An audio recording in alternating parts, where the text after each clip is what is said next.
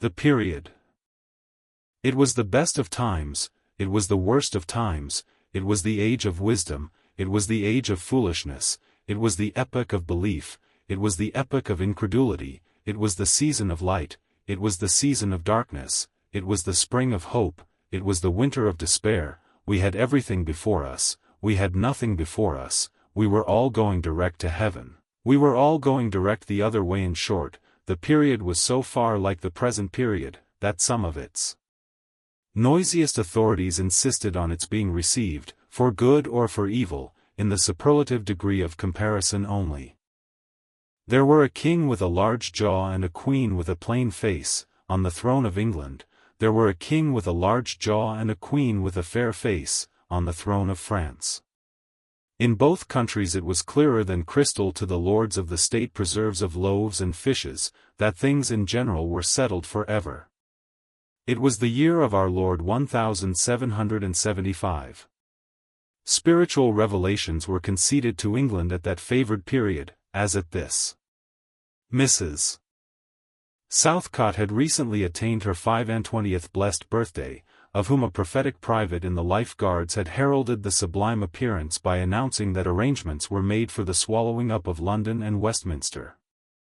Even the Cock Lane ghost had been laid only a round dozen of years, after rapping out its messages, as the spirits of this very year last past, supernaturally deficient in originality, rapped out theirs.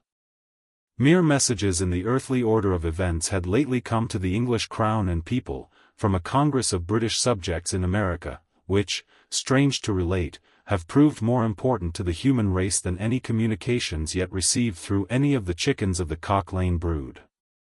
France, less favored on the whole as to matters spiritual than her sister of the Shield and Trident, rolled with exceeding smoothness downhill, making paper money and spending it.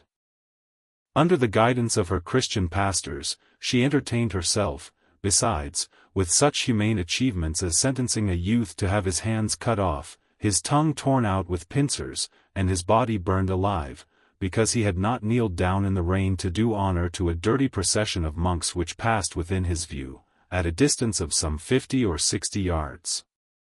It is likely enough that, rooted in the woods of France and Norway, there were growing trees, when that sufferer was put to death, already marked by the woodman, fate, to come down and be sawn into boards, to make a certain movable framework with a sack and a knife in it, terrible in history. It is likely enough that in the rough outhouses of some tillers of the heavy lands adjacent to Paris, there were sheltered from the weather that very day, rude carts, bespattered with rustic mire, snuffed about by pigs, and roosted in by poultry, which the farmer, Death, had already set apart to be his tumbrils of the Revolution. But that woodman and that farmer, though they work unceasingly, work silently, and no one heard them as they went about with muffled tread, the rather, forasmuch as to entertain any suspicion that they were awake, was to be atheistical and traitorous. In England, there was scarcely an amount of order and protection to justify much national boasting. Daring burglaries by armed men, and highway robberies, took place in the capital itself every night. Families were publicly cautioned not to go out of town without removing their furniture to upholsterers' warehouses for security. The highwayman in the dark was a city tradesman in the light, and, being recognized and challenged by his fellow tradesmen whom he stopped in his character of the captain, gallantly shot him through the head and rode away. The mail was waylaid by 7 robbers, and the guard shot 3 dead, and then got shot dead himself by the other 4, in consequence of the failure of his ammunition, after which the mail was robbed in peace. That magnificent potentate, the Lord Mayor of London, was made to stand and deliver on Turnham Green, by one highwayman, who despoiled the illustrious creature in sight of all his retinue. Prisoners in London jails fought battles with their turnkeys, and the majesty of the law fired blunderbusses in among them, loaded with rounds of shot and ball. Thieves snipped off diamond crosses from the necks of noble lords at court drawing-rooms. Musketeers went into St. Giles's, to search for contraband goods, and the mob fired on the musketeers, and the musketeers fired on the mob, and nobody thought any of these occurrences much out of the common way.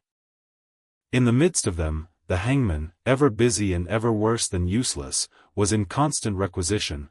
now, stringing up long rows of miscellaneous criminals, now, hanging a housebreaker on Saturday who had been taken on Tuesday, now, burning people in the hand at Newgate by the dozen, and now burning pamphlets at the door of Westminster Hall, today, taking the life of an atrocious murderer, and tomorrow of a wretched pilferer who had robbed a farmer's boy of sixpence. All these things, and 1,000 like them, came to pass in and close upon the dear old year 1775. Environed by them, while the woodman and the farmer worked unheeded, those two of the large jaws, and those other two of the plain and the fair faces, trod with stir enough, and carried their divine rights with a high hand. Thus did the year 1775 conduct their greatnesses, and myriads of small creatures the creatures of this chronicle among the rest along the roads that lay before them.